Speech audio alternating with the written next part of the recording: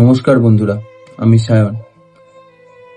আজ আমি এই ভিডিওটা বানাচ্ছি একটা উদ্দেশ্যে।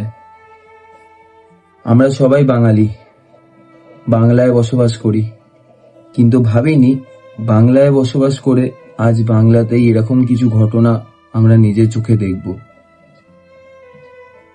আচ্ছা, সবার কাছে আমার একটাই প্রশ্ন, আমরা কি সত্যিই স্বাধীন? হ্যাঁ, আজ আমি কথা বলছি এই আরজি করের মর্মান্তিক ঘটনার কথা। শুধু ভারতবর্ষ বলে না, গোটা বাংলা বলে না, পুরো বিশ্ব জানে। তো আজ অভয়ার অনেক চিল্লেছে, অনেক কেঁদেছে, কিন্তু কাউকে পাশে পায়নি। তর্পে তর্পে তর্পে তর্পে মেয়েটা শেষ হয়েছে। তো আজ অভয়ার এই মর্মান্তিক দুর্ঘটনার জন্য পুরো বিশ্ব যখন উত্তপ্ত হয়ে আছে, এই মর্মান্তিক ঘটনাকে কাজে লাগিয়ে অনেক পিশাচিনীরা নিজেদের আসল রূপ দেখাচ্ছে। গোটা ভারতবর্ষে এরকম প্রত্যেকটা দিন হাজারো অভয়ার সাথে এরকম ঘটে থাকে, যেই কথা আমরা জানতেও পারি না। কিন্তু কি হয়, সাধারণ মানুষের কোল, মা বাবার কোল শূন্য হয়ে যায়। তো বন্ধুরা, আমি একটা কথা বলার জন্য আজকে এসেছি। এই অভয়ার মর্মান্তিক ঘটনাকে নিয়ে যারা গেম খেলছে বা পলিটিক্স করছে, এর থেকে বড় লজ্জার কিছু হয় না। ঠিক এরকমই একটা ঘটনা আজকে আমি বলতে এসেছি। ঘটনাটার সত্যতা আমি যাচাই করে দেখিনি, কিন্তু ঘটনাটা যতটুকু আমার কানে এসছে সত্যি।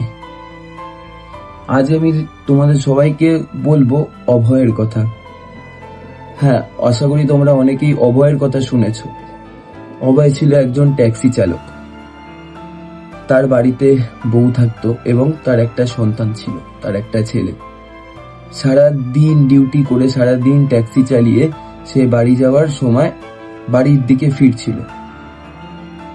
যাওয়ার পথে একটা মেয়েকে তিনি দেখতে পায় এবং তিনি লিফট চায়, মেয়েটা লিফট চায়। অভয় খুবই সাধারণ ঘরের ছেলে ছিল। রাস্তায় দেখেছিল একটা মেয়েকে বিপদে থাকতে, সে অবশ্যই তাকে লিফট দেওয়ার জন্য বলেছিল। ট্যাক্সি যেমন ভাড়া দেয় সেরকম উনি রাজি হয়েছিল। অভয়ের বুঝতে পারিনি এবং ওর পরিবারও বুঝতে পারিনি অভয়ের সব থেকে বড় ভুল হয়ে যাবে ওই দিন ভাড়া চাওয়া।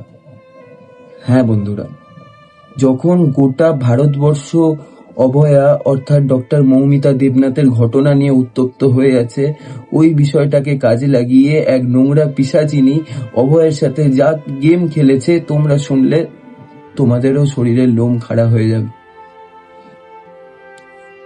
তো সবকিছু করে যখন অভয় তার গন্তব্যস্থলে মেয়েটাকে পৌঁছে দেয় এবং মেয়েটা ট্যাক্সি থেকে নেমে যেতে চায় ভাড়া না দিয়ে, অভয় শুধু বলেছিল, দিদি ভাই, আমার বাড়িতে বউ বাচ্চা আছে, আমি ট্যাক্সি চালিয়েই আমার রোজগার, এইটা দিয়েই আমার পেটে দুটো দানা আছে, তো ভাড়াটা আমাকে দিয়ে দেবেন।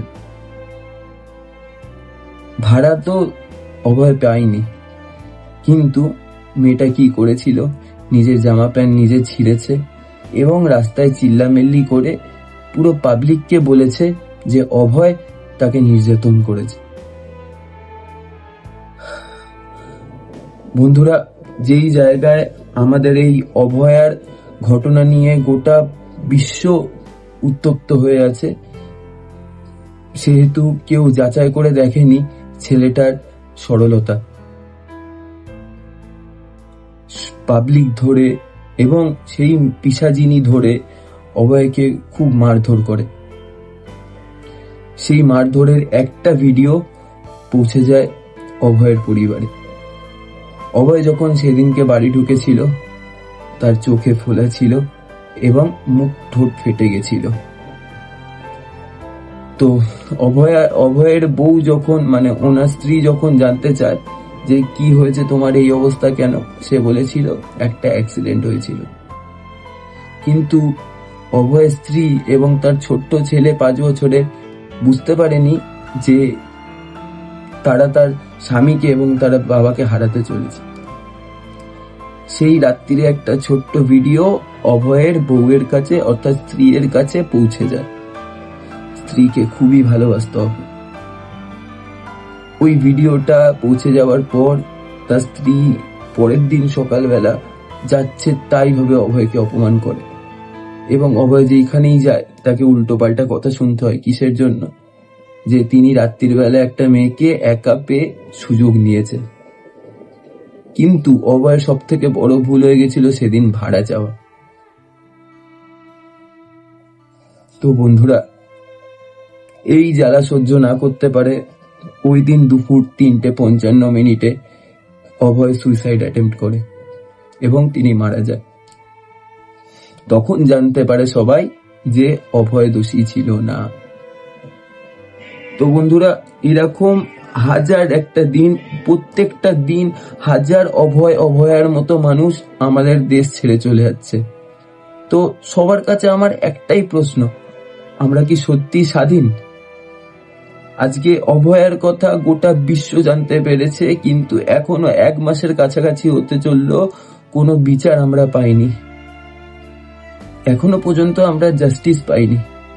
এখনো পর্যন্ত আমরা এইটা জানতে পারিনি এই বিষয়ে কারা জড়িত।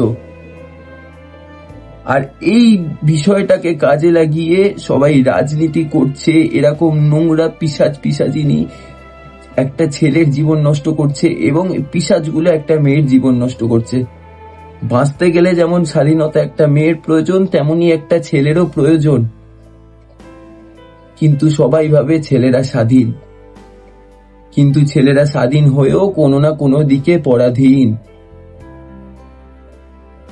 আজকে অভয়ের ঘটনা কিন্তু বিশ্বে ছড়ায়নি, কিন্তু এরকম অভয়ের ঘটনা গোটা বিশ্ব ছড়িয়েছে। তো হাত জোর করে আমি মানুষের কাছে অনুরোধ করব, মানুষ অনেক সাধারণ, মানুষ মানুষের পাশে দাঁড়ানোর জন্যই মানুষ হয়ে জন্মায়। তো এরকম ভাবে কোনো ছেলেকে ফাঁসাবেন না। আমিও কামনা করি যাতে অভয়ার সাথে সাথে অভয়েরও জাস্টিস আমরা পাই। আজকে একটা মেয়ে হসপিটালের মধ্যে অনেক কেঁদেছে, অনেক চিৎকার করেছে, অনেক চেষ্টা করেছে বাড়ি ফেরা। 2টো খাবার খেয়ে রাত্রির বেলা সে ঘুমিয়েছিল, একটু রেস্ট নিয়েছিল সেমিনার হলে। সে বুঝতে পারেনি এরকম ঘটনা ঘটে যাবে তার সাথে। আজকে 1 মাসের কাছাকাছি হতে চললো, আমরা এখনো পর্যন্ত জানতে পর্যন্ত পারিনি অভয়ার এই কেসে কারা জড়িত ছিল। আর এটাও জানি না আদৌ জানতে পারবো কিনা। আর হাত জোর করে সবার কাছে একটা অনুরোধ থাকবে, এই ঘটনাকে কেউ খেলবেন না। একটা মেয়ের মর্মান্তিক মৃত্যুকে নিয়ে কেউ ছেলে খেলা করবেন না এবং রাজনীতি করবেন না। এই একটা অনুরোধ আপনাদের কাছে আমার তরফ থেকে থাকবে। আজকে আমি বাধ্য হয়ে এই ভিডিওটা করি, যদিও আমি সত্যতা বিচার করে যাচাই করে দেখিনি অভয়ের বিষয়টা। আমরা সবাই মানুষ, আমরা জন্মেছি মানুষের পাশে দাঁড়ানোর জন্য। We want justice. ধন্যবাদ।